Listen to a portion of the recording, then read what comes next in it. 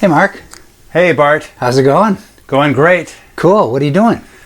I am just looking at Joe Nuxhall. Oh, the great Joe Nuxhall. We're both from Cincinnati. I remember Joe Nuxhall, at the end of a game, he'd say, "It's the old left-hander, rounding third and headed for home." Yeah, when I lived there, he broadcast with Jim McIntyre. Al Michaels when I was there, too. Yeah, Al Michaels was a little after that. And I swear, even back then, as a little kid, I thought maybe they were hitting the bottle while they were broadcasting. Because they sounded awfully happy. I don't know why you say that. But Joe Nuxhall is the youngest player ever to play in a Major League Baseball game at age 15. Imagine 15. That record and Johnny Vandermeer's record of 2 straight no-hitters probably won't be broken. You'd have to throw 3 no-hitters in a row to break Vandermeer. But Vandermeer is interesting because pitchers now can't even pitch a complete game, much less 3 no-hitters in a row. Exactly. But this Nuxhall card is beautiful. It's from the 1956 Topps set. And in 54, 55, and 56, Topps featured a portrait along with an action shot. 2 completely separate images. Bill Jacobellis was the photographer, and he did all these contact prints, which are classified by PSA as Type 1 photos. So these are the original photos used to create the 1956 Joe Nuxhall Topps card. How cool is that? It's very cool. You can see the portrait on the right was tightly cropped, and he used the smaller image, the action shot, as the background as well. And they just did such a beautiful job incorporating the two onto one baseball card. I don't think you can overstate the creativity and the artistry it took to create these cards. Yeah, a lot of these baseball cards that are in color started with black and white photos, right? Yeah, just about all of them from this era, certainly. And you have some more, right? Oh yeah, there's a lot more to look at. Well, let's go upstairs and check them out and say hi to Charlie. Yeah, let's do it. You into it, Charlie? You keep away.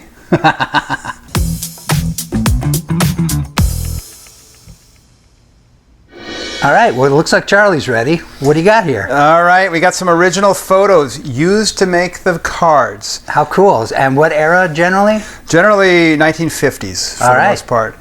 Some of these came directly from the Bowman archives, so they came straight from Bowman and were the actual photos that the artists based the cards off of. How great. I'm excited. This first one is a Hall of Famer, Joe Gordon. It says Joe Flash Gordon on the back of his 1950 Bowman card. So on this one, the artist kept it pretty true to the photograph. You can see he enhanced the sky by putting in some blue sky mixed with white clouds. He kept that bush and he took the players out of it.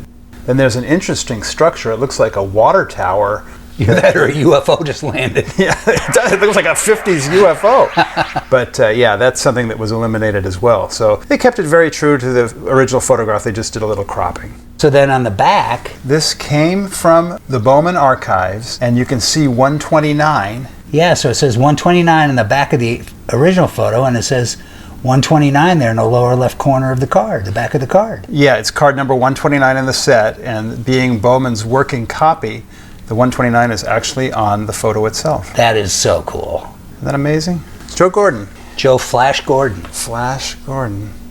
Okay, this one is pretty cool. This is Al Clark, or it says Allie Clark on his baseball card. He was also with Cleveland. This is 1949 Bowman.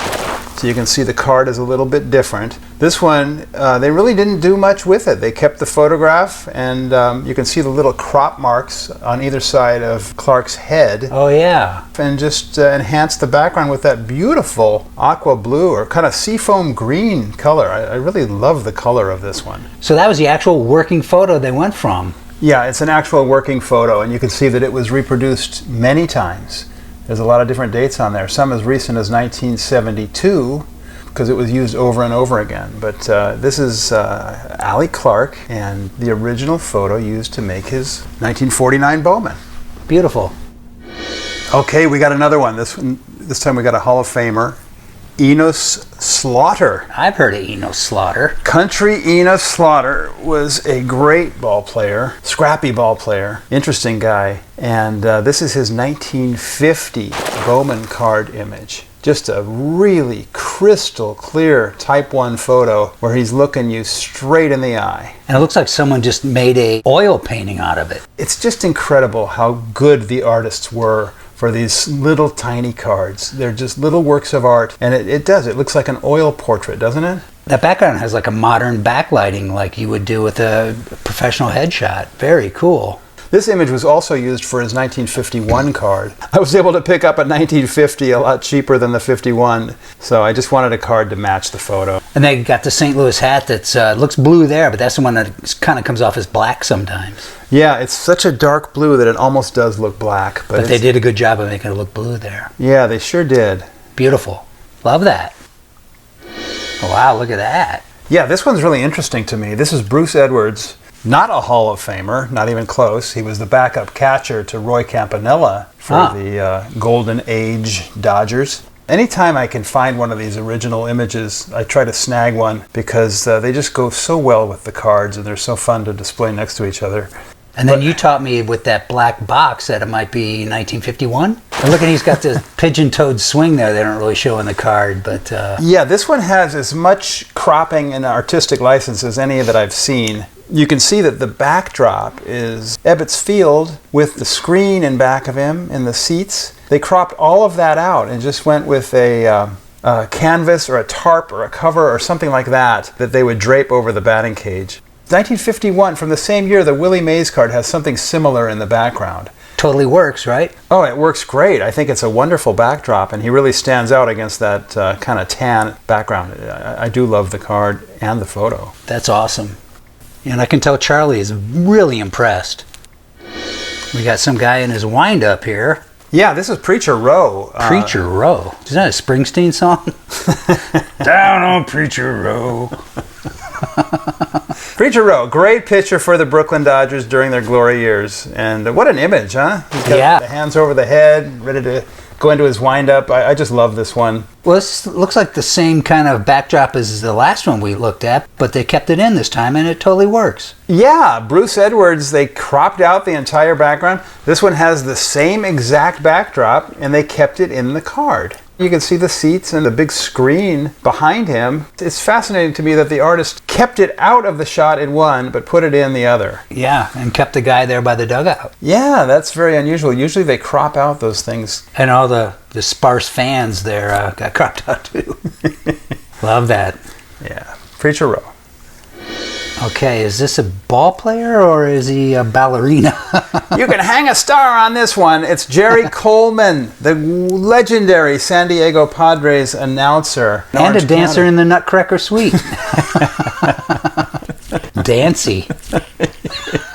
Very artistic photo, but they cropped all of that out when they made the card. Yeah. Now, I was aware of the card well before I was aware of this photo, and I always wondered, it's on the Yogi Berra rookie card too, like what the hell are they doing playing in a forest? Yeah. You know, if you look at the card, you see these trees and you wonder, where is he? Is he like playing in the Pacific Northwest? But when you see the photo, you realize it's just a line of trees taken at spring training. You know, I think they made a really good choice though with just zooming in on them like that. It looks really dramatic. Yeah, and to make it a horizontal card is an interesting choice. I don't think I've seen a card in which they've cropped out so much of the original photo to make the card, but in this case it sure works. And it's interesting that they cropped out everything, but they kept the tree effect.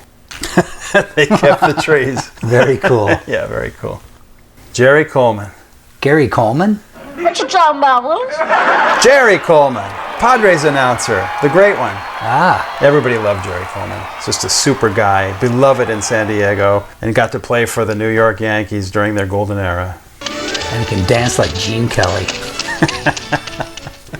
Well, now this looks like someone's elementary school photo. It sure does. I think we all had a third grade photo that looked just like that.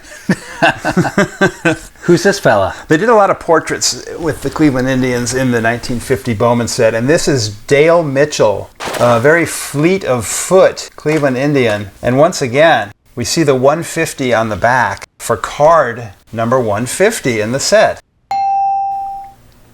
Dale Mitchell. One of the fastest players in baseball at the time. Really? And made multiple All-Star games. Not quite Hall of Fame worthy, but a very good player nonetheless. You can see that the artist on this one kept it pretty true to the image, but he put in something. He inserted A little grandstand. Little grandstand. Some clouds and... Yeah, you got some clouds in there and the grandstand to make it just a little bit more interesting. Otherwise, just about the same as the card. I love the artistic license that they take with it. It's just like it just adds a whole nother dimension. Yeah, people are often surprised to see the photos and just how different they are than the cards. Yeah. Surprising, right, Charlie?